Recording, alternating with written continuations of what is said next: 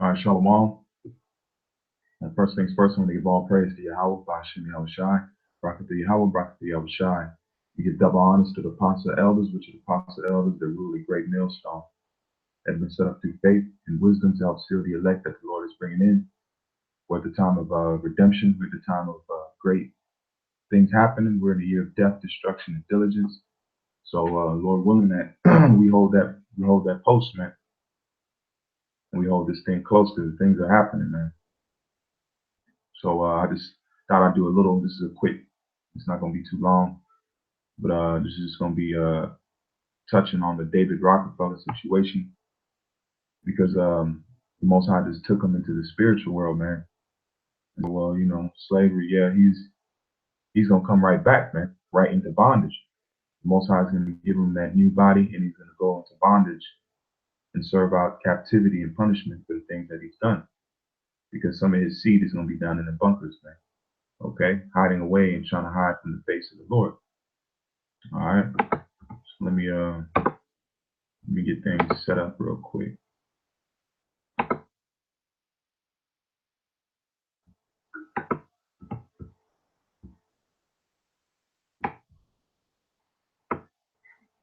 Let me see here. All right, let me screen share this real quick. I'm gonna read the article and then I'm going to some scriptures, and the point will be proved there. All right, this is the article from RT. As you can see here, if you do not know who David Rockefeller is, this is his picture right here. This is who it is. This is one of the, and you can clearly see he's an Edomite. Clearly, by spirit, his look, everything. He's an Edomite, man. Okay, this man has done a lot of things on planet Earth in great wickedness that we have no idea about, man. Okay, but the Most High sees the actions and things that he's done, and has chosen to take him out. But he's going to come back and serve slavery, man, captivity. Okay, because he's a part of those nobles and those higher ups in the society right now. Okay, so let's read what it says. Billionaire banker David Rockefeller died at age 101. Okay, and this article was posted out yesterday, but I'm doing the class now. It says former Chase Manhattan chief executive David Rockefeller has died at the age of 101. Rockefeller died in his sleep at home in Poncantino Hills, New York, on Monday morning as a result of congestive heart failure, according to a family spokesman, Fraser P. Sentinel. And it says the businessman who had an estimated fortune of $3 billion retired as head of Chase Manhattan in 1981 after a 35-year career. And let me see here. I'm gonna try to read some of this out of this little article. It says March 20th. It said David Rockefeller, patriarch of the Rockefeller family and one of the most influential figures in the history of American philanthropy and finance, considered by many to be in America's late great international business statesman, died peacefully in his sleep on the morning of his home in the hills of New York. The cause was congestive heart failure. And this guy stay having heart transplants, doing different things like that, trying to keep himself alive, man. Trying to negate the Most High's judgment. But the Most High's judgment is going to come upon him in the next life. That's why it says, fear him that can fear not him that can kill body, but him that can kill body and spirit. But he's going to come back and have to serve that judgment. And I'm going to get into those scriptures. It says David Rockefeller served with the Chase Manhattan Bank and his predecessor for more than 35 years and retired in 1980. We ain't gonna get too much into this guy.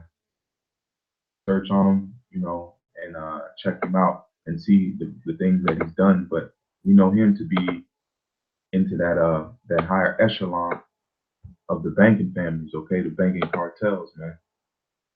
okay, which have orchestrated and put in some of the most some heinous things on planet Earth, man. All right, let me go here to the blue letter. Let me pull up some of these scriptures. And the one thing that came to my mind when I read that story and seen that story is the book of Lazarus, or not the book of Lazarus, but the parable of Lazarus and the rich man. So we're gonna read that and then get some more precepts.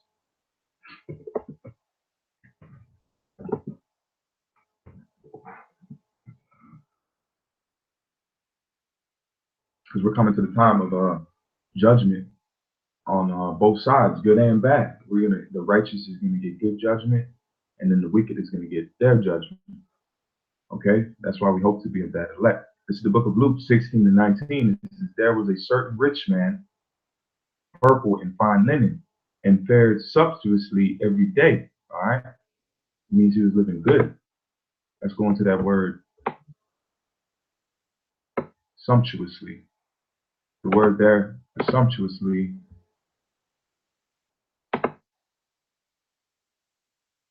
is lampros, la mapros, or lampros. And it says splendidly, magnificently, of sumptuous living. So he was living magnificent. And this guy right here had approximately $3 billion. You don't think he was living sumptuously, man? You know what? I'm gonna do something real quick. Let's look. Let's show you how sumptuously he was living. We're gonna take a look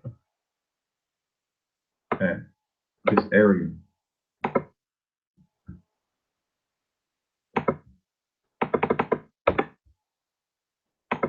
Let's look at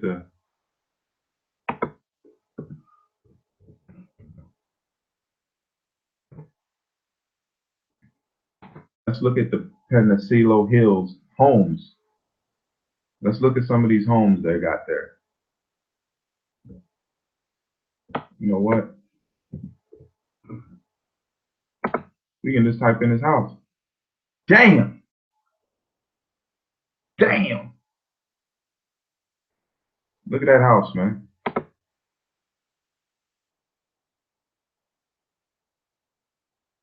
Look at this house. This is the house when I put Rockefeller's house. Let's look at, yep, Rockefeller Estate. Look at that. Sitting on by a river. I think he got a private golf course in his own house. Look at that, man. That's living sumptuously, man. Sumptuously. Let's look. Let's see if it'll pop up over here.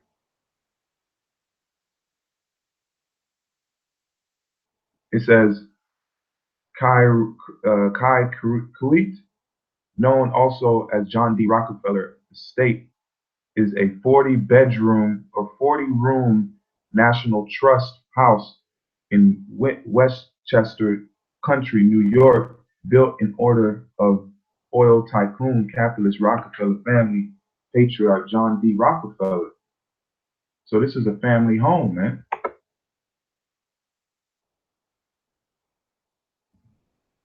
Look at that, man.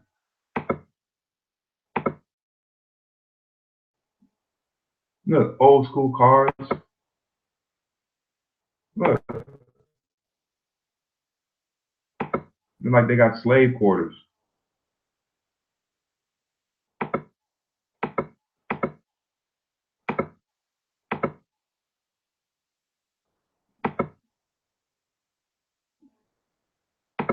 The finest of things, man. The finest.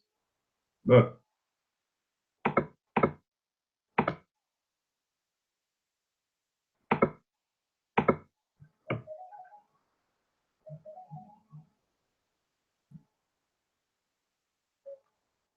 But yeah, let's go back to the scripture.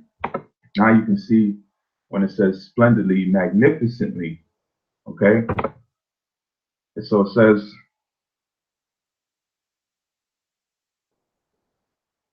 And it says, let's go back up here. This is Luke 16 and 17. It says, there was a certain rich man which was clothed in purple and fine linen and fared sumptuously every day, lived magnificent. And it says, and there was a certain beggar named Lazarus, Salakia, a certain beggar named Lazarus, which was laid at his gate, full of sores. And what's those sores? Apostles have broke it down. That's the sores of slavery, the curses that have been put up on us. Okay, those are the things that we're laying in the gates. We're also, that's why it says we shall go into the gates of the nobles. Okay, the brothers and apostles and elders that's out there doing the work, we're going into the gates of the nobles by this truth that's spreading the way it's going, and the Lord is magnifying it. So by how you say default, this is getting to the elites, because the elites claim to be Jews, and we're the poor of the world claiming to be Jews also. But we're the rightful owners, man. We're the rightful inheritors of that lineage or that line or that name, Yasharallah.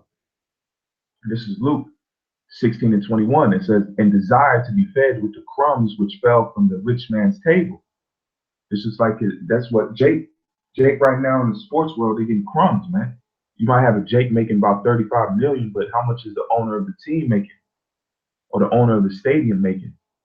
You know, or just the city alone is making off the revenue of that so-called team. They're making in the billions, man, the hundreds and hundreds of millions. It says, and desired to be fed with the crumbs which fell from the rich man's table. Moreover, the dogs came and licked the sores, and those dogs are these other nations, these heathens. Okay, and the sores is our slavery. Okay, and it says, because what do? They make money off of our downfall. They make money off of nigga women and their weed. Okay, they make money off of Jake and their alcohol consumption. Jake don't own the businesses around the area, so they're just licking the wounds of Lazarus, man, which is you Israelites, Negroes, Latinos, and Native Americans. Verse 22 says, and it came to pass that the beggar died and was carried by the angels into Abraham's bosom. And the rich man also died and was buried. Okay, so that's where you have the rich man, which is John or David Rockefeller. He's the spiritual world. It says, and in hell, fast forward into the future. Okay, it's not talking about some pit. Okay, it's talking about the future of Esau. All right, that's what it's speaking about. It's speaking about the future history that's coming to the Edomites. That's hell, because we're in hell now. Hell is a circumstance that you live in. You know, just like we're going through slavery now. That's our hell, man. That's our torment. It's going to say it because it says, in hell he lifted up his eyes, being in torment, and seeing Abraham afar off and Lazarus in his bosom. So that's the kingdom of heaven. Okay, because Abraham has already passed, man. You know, he's in the spiritual world, but he's going to come back in the kingdom of heaven and be elect, okay? And be in the bosom, the safety. That's what we're waiting on, going to our heaven and our rest in the bosom of Abraham, man. Okay, and it says, and he cried and said, Father Abraham, have mercy on me and send Lazarus. Now he's crying unto Lazarus because the roles are going to be switched. That's why it says the first shall be last and the last shall be first. It says, and he cried and said, Father Abraham, have mercy on me and send Lazarus that he may dip the tip of his finger in water and cool my tongue. Okay, because he's gonna want some nourishment from that slavery he's gonna go to. Because he says that the Lord is gonna put double on these Edomites for what they've done. They're gonna receive double the punishment. So it's gonna be a high intensity heat, which is the hardship and the curses that's gonna go on them. And it says, and he cried and said, Father Abraham, have mercy on me and send Lazarus that he may dip the tip of his finger in water and cool my tongue, for I am tormented. That's that flame of slavery, man. And let me get this real quick precept. I'm just going to get it in my sword. This is the book of Deuteronomy 28. This is Deuteronomy 28, or Salakia 30. And I'm going to start at verse 1, it says, and it shall come to pass when all these things are come upon thee, the blessings and the curses, which I have set before thee, thou shalt call them to mind among all the nations whither the Lord thy power hath driven thee, and shall return unto the Lord thy power, and shall obey his voice, according to all that I command thee this day, and thou and thy children with all thy heart and with all thy soul. Then the Lord will return thy captivity and have compassion upon thee. That's the hell we were put in. We're getting ready to be returned into our land, and the curse is taken off of us. It says, and then the Lord thy power will turn thy captivity and have compassion upon thee, and return and gather thee from all the nations whither the Lord thy power has scattered thee. And if any time, it says, and if any time be driven out to the uttermost parts of heaven, from thence will the Lord thy power gather thee, and from thence will he fetch thee. So he's going to come and grab us and put us in the kingdom, man. It says, but Abraham said, son, remember that thou in thy lifetime receiveth thy good things, living like this, okay? Living like this, the good things, big houses, fine wine, gold, silver, the finer things in life. He received that. It says, receiveth thy good things, and likewise Lazarus evil things. What's our evil things? What's our evil things, man? Okay? Our evil things goes into this.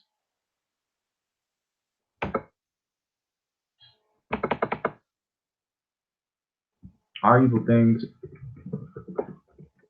is this. Okay? This is our evil things. All right? Slavery, chains, death, destruction, man, whippings, castrations, all types of manner of evil things we receive, man. And these heathens can't tell us that we didn't receive no evil things, man. Okay? We received it. We drank of that cup.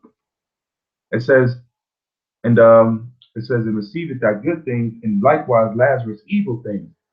But now is his comfort. Now he is comforted because we're getting ready to go back home. I just read in Deuteronomy 30 that the Most High is going to receive us and bring us back into the land. It says, and likewise Lazarus evil things, but now he is comforted, and thou art tormented. So he's going to come back into torment. Okay? He's going to come back and have to face and pay for the things that he's done on planet Earth, man. No matter if he's up in the spiritual world, he's going to have to come back and serve that punishment. And his line, the Edomites, period, and these other nations that have touched the apple of the Lord's eye. And it says, and beside all this, between us and you is a great gulf fixed. Let's look at that word. It says, is a great gulf. Let's look at that word gulf. It says, Kazama, or Cha Sama. And it says, a gaping opening, a chasm, a gulf. Because there's going to be a partition between us, man. Okay? Because these heathens are going to be dwelling amongst us, man. We might have some servants here and there. But when it comes to the large amount of heathens, they're going to be off in the field, man. Far away from us, man. Doing work. Hard labor. It says, gulf fixed. Let's look at that word fixed.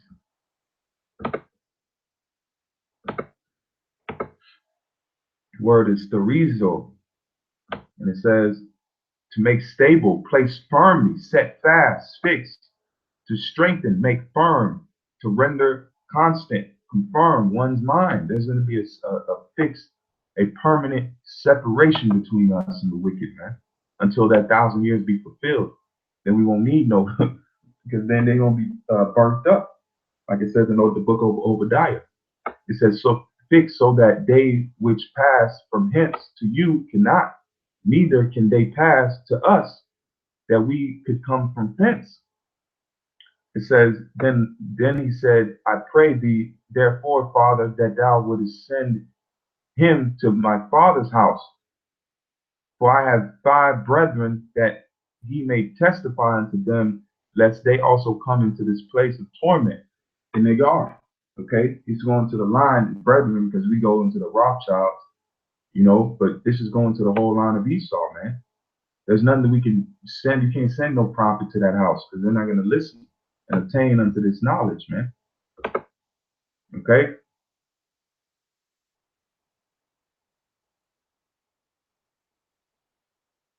And it says, let me go back here. And it says, for they said, so like when we go down to 29, it says, and Abraham said unto him, they have Moses and the prophets. That's why you got the men, the apostles and men of GMS, Great Millstone, that are pushing this truth and giving out that the prophets, because we're in Moses' stead now. Even though you got people that hate us and go against us, but that's what the Lord said, that you shall be hated by all men for my name's sake.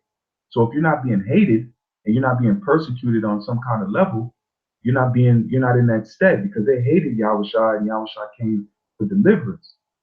You didn't think they had utter hatred? They had false witnesses. They had men coming against the Lord saying that he cast demons out in Beelzebub. You don't think that was affecting the Lord? To have all these things, the same people he's coming for hated him the most, man. But that was all to set up for the sacrifice that he was to give unto us, man. Okay? That's why the guys that are playing games, man, we're in the time of judgment. We're in a time where the Lord is taking things and making things happen. And the Most High is going to exalt his men. And that's not by our choice, man. We don't deserve what we're given. We're setting up in our lot and we're hoping and praying, man. But these guys will give Esau a pass.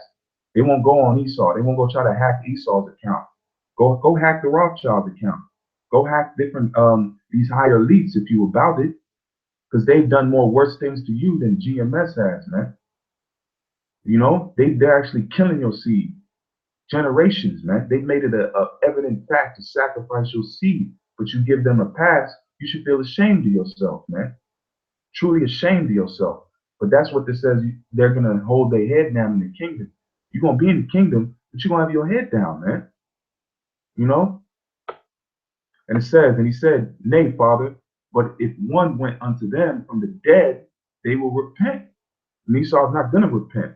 And he said unto him, if they hear not Moses and the prophets, neither will they be persuaded, though one rose from the dead. Why do you think we don't have the spiritual power right now, man? Because you guys will be talking about us because we got the spiritual power, man. That's why the Lord is having this come strictly by faith, man. And you got to be of the hopeful elect and to receive it. All right, let me get these quick precepts and I'm gonna close out, man. This is the book of Ecclesiastes.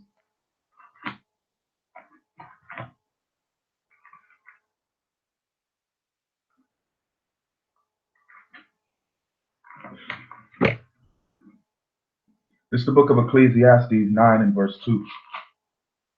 This is Ecclesiastes 9 and 2. And it says, all things come alike to all. There is one event to the righteous and to the wicked, to the good and to the clean, and to the unclean, to him that sacrifices, and to him that sacrifices not, as is the good, so is the sinner. And he that sweareth as he that feareth an oath. This is an evil thing among all things.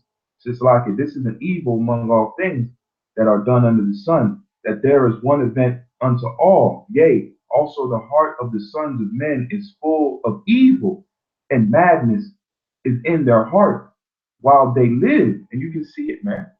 This guy right here, he was living, man, and his heart was full. $3 billion, I just showed you his house. And it says, for to him that is joined to all the living, there is hope. For a living dog is better than a dead lion. So right now, man, the Most High, he's getting ready to put Esau into that straight, that hard time, that hard bondage.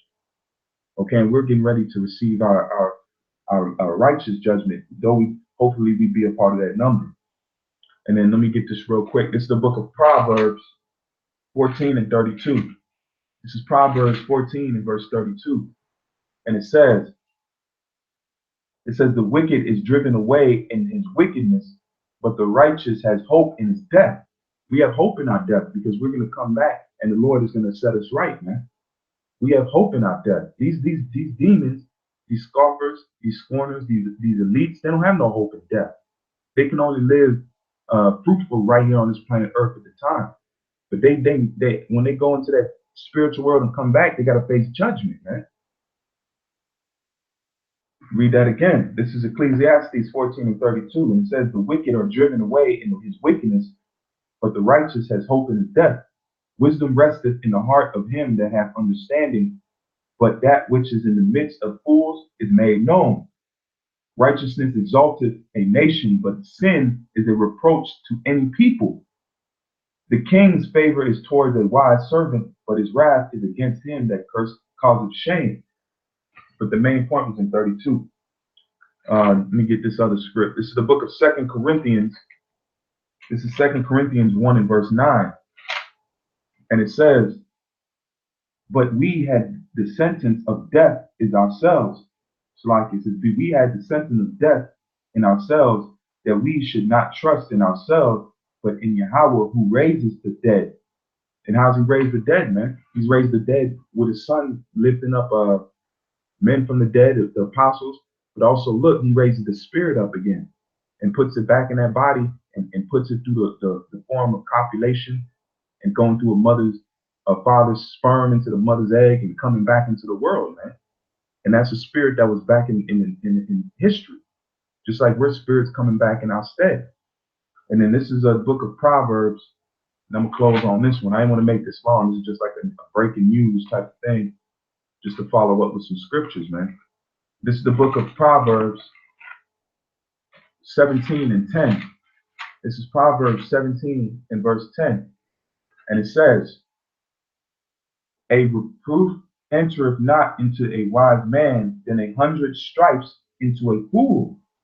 A reproof entereth more into a wise man than 100 stripes into a fool. Because it says, an evil man seeketh only rebellion, therefore a cruel messenger shall be sent against him. Okay? So it don't matter what could have happened to this man, he wasn't going to change his ways. You know? He wasn't going to change his ways. But now he's in the spiritual world getting ready to come back with a fresh body to serve bondage, man. Okay? So with that, I'm going to give all praise unto Yahweh Bashem Yahweh Shai. Rockefeller Yahweh, Rockefeller Yahweh Shai. All praise to Yahweh Bashem Yahweh Shai for giving us this truth, knowledge, and wisdom. And shalom to the real brethren that's on the comment board. Shalom Hawaii. And let me get a couple of these scriptures real quick. Let me get Job. Hold on, let me stop. Let me stop sharing it real quick.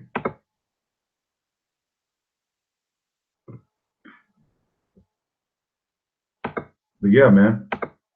We're at the time, man. We're at that time. Let me get this real quick. This is Job 14 and 5. It says, seeing his days are determined, the number of his months are with thee. Thou hast appointed his bonds that he cannot pass. Exactly, man. So he had a set date that he had to go into the spiritual world. But then now, just like I said earlier, he's going to come on back. He ain't escaped. Most people think, oh, yeah, he died, sleep peacefully in his bed. But you know what he's going to do? He's going to have to come back into hard bondage. From a toddler, you know what I'm saying? From a straight toddler, he's going to have to come and pay for the sins he's done, man. That's not a light thing, man. Yahweh Shem Shai is setting them up, man, and setting up these elites perfectly. Setting them up perfectly. Slocky, I got one more.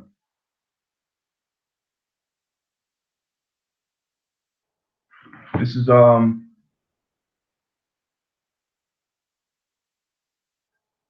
the book of Isaiah 3 and verse 15. Let me start at 15. It says, what mean ye that ye beat my people to pieces and grind their faces? It says, and grind the faces of the poor, saith Yahweh of hosts. Because they beating the people, man. They're beating us, man. Let me finish this. Brother just put another scripture. This is the book of Job.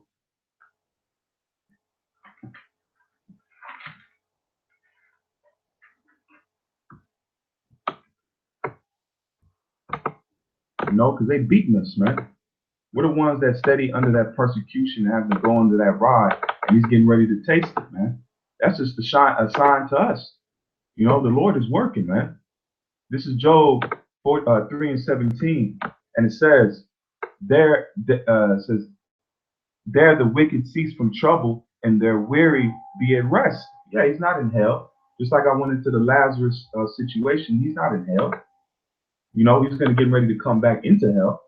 And that's what he's going to have to serve, man. He's going to have to serve bondage just like we're in bondage, just like Lazarus, you know? And the dogs are going to lick his wounds, man, you know? So with that, I don't want to make this too long, man. Shalom to you, Akim, that came by. And, you know, much love to the sincere Akim out there that's pushing this truth and the truth, honesty, and maintaining and keeping that faith, man. That's why I want to give all praise to Yahweh, Bashim Yahweh Shai, Barak the Yahweh, Barak the Yahweh Shai, Barak the Yahweh, Barak the Yahweh Shai, Barak the Yahweh, Barak the Yahweh Shai. Shalom to you, Akim. Keep faith and keep strong, man. We almost home, and we can see the Lord is doing some things, man. Okay? Shalom.